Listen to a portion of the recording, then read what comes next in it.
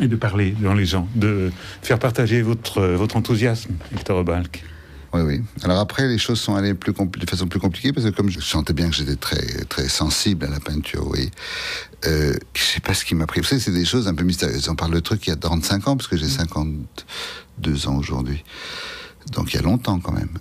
Et je sais pas ce qui m'a pris, mais j'avais comme une sorte d'intuition qu'il y avait une vérité esthétique au-delà de la vérité historique.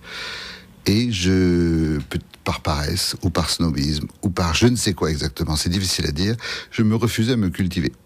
Je me refusais à lire, je me refusais à savoir de quel siècle datait Rembrandt. Je ne croyais qu'à la comparaison universelle, je ne croyais qu'au Panthéon, là où les choses sorties de l'histoire peuvent se comparer, se goûter, oui, se goûter, il n'y a pas d'autre mot. J'avais donc un discours, on va dire, oui, comme ça, un peu fermé à une culture qui passe par des faits et des données historiques et tout ça. J'étais sûr de tenir le bon rêne en ne lâchant pas qui était dans l'analyse esthétique. C'était évidemment un mythe, hein. J'en suis revenu et j'ai fini par m'y connaître en peinture vers l'âge de 30 ans. Mais croyez-moi que ça a beaucoup compté dans ma vocation, cette volonté un peu naïve de croire qu'on peut atteindre certaines vérités concernant l'histoire de l'art sans connaître l'histoire de l'art. Mais ça reste... Oui, alors après, vous avez appris des choses, bien sûr, vous le dites, après cette période d'adolescence, mais votre regard, fondamentalement, est resté le même. Nourri de tout ce que vous avez pu apprendre, mais c'est toujours l'approche sensible, la couleur, la touche, la composition, le dessin, tout ce qu'on sait quand on regarde simplement la peinture, mais quand on la regarde vraiment.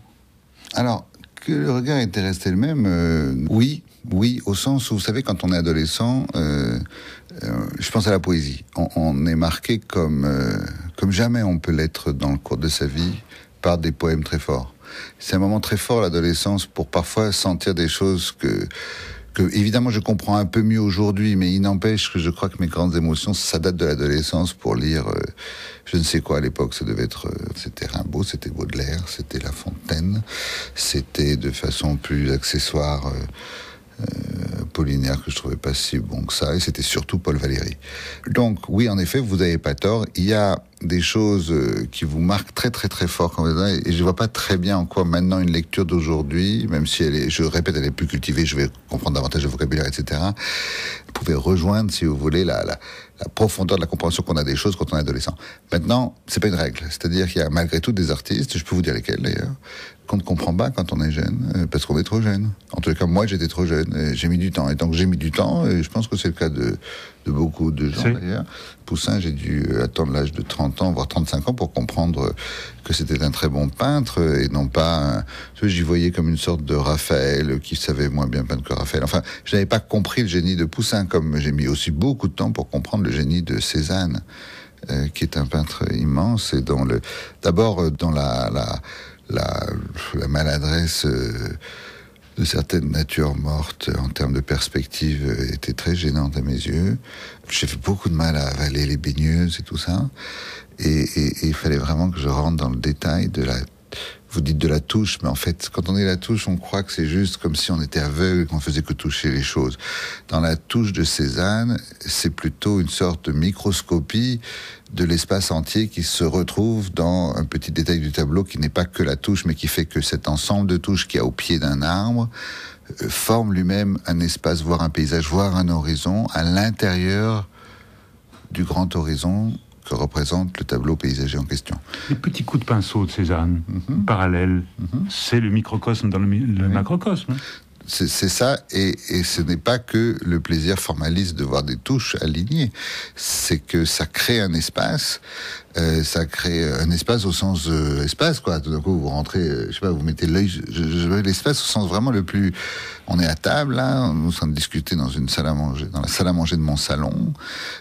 Si tout d'un coup je baisse la tête, que je me mets sous la table, un espace sous la table va exister à mes yeux, qui est celui des souris quand elles se promènent, s'il y en avait ici.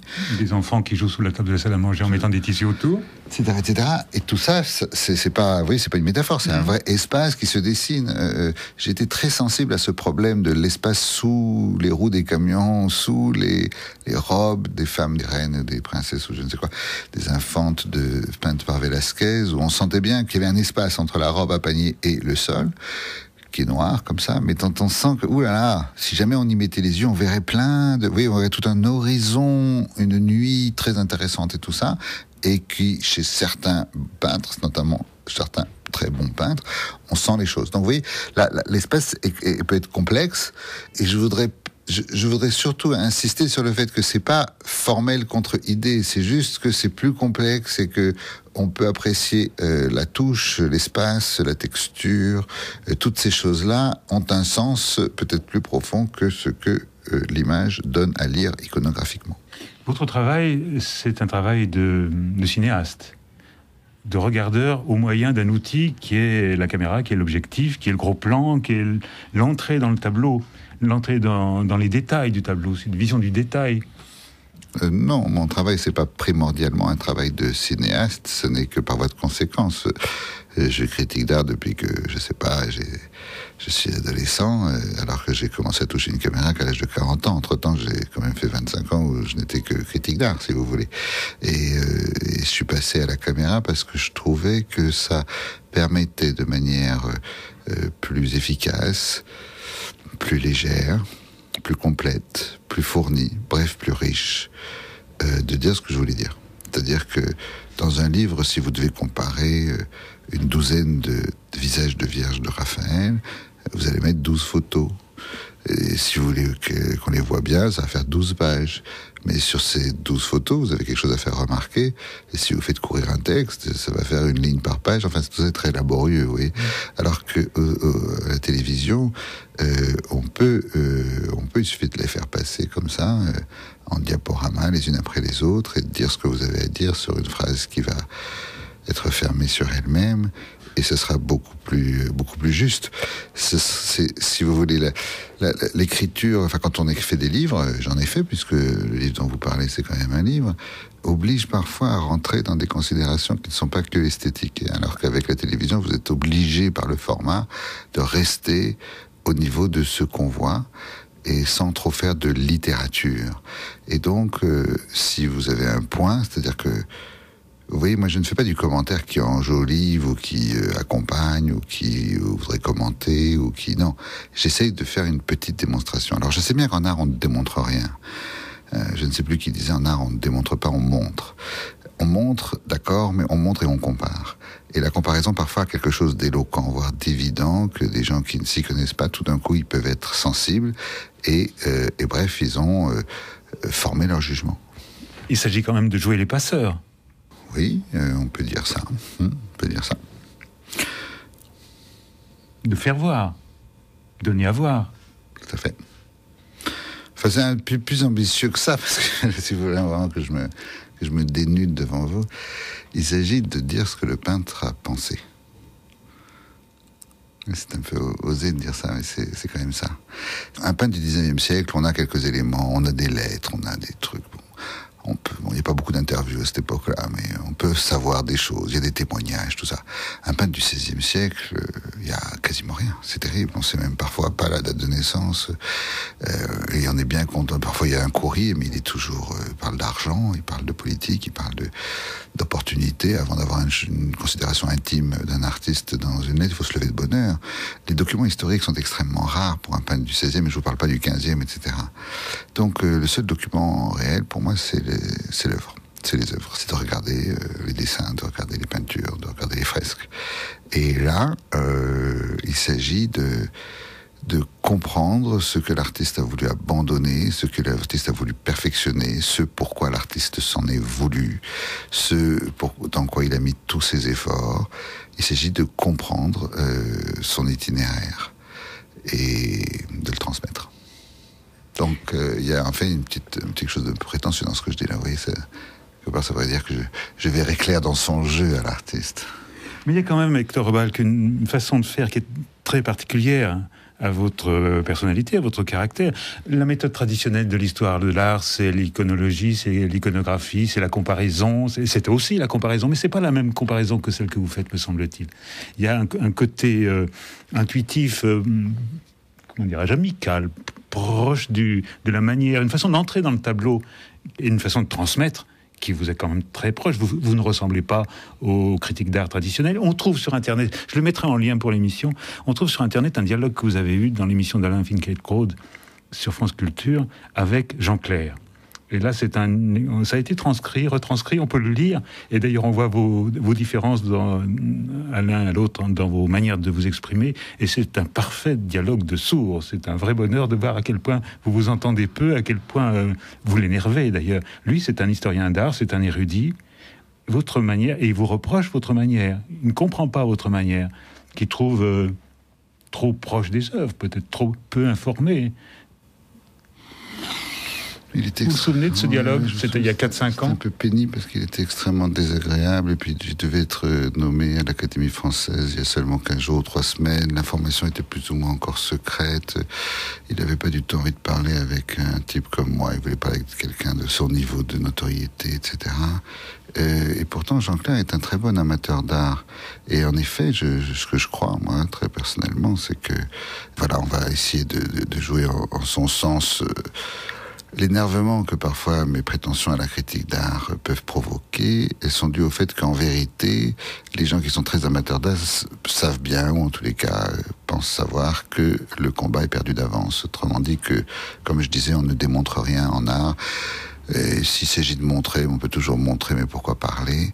Et donc tout ce qu'on peut faire, finalement comme une voie de modestie que Jean Clair aurait empruntée, c'est celle de, comment dirais-je, faire des remarques avec l'esprit d'escalier qui le caractérise, relativement pertinente ou habile ou érudite, toujours intéressante, et dans lesquelles finalement l'histoire, l'anthropologie, la psychanalyse, je ne sais quoi encore, prend un relief dans la description qu'il peut faire de la chose peinte. Mais qu'en vérité, concernant le génie, parce que c'est tout ce qui nous intéresse, c'est le génie de l'artiste.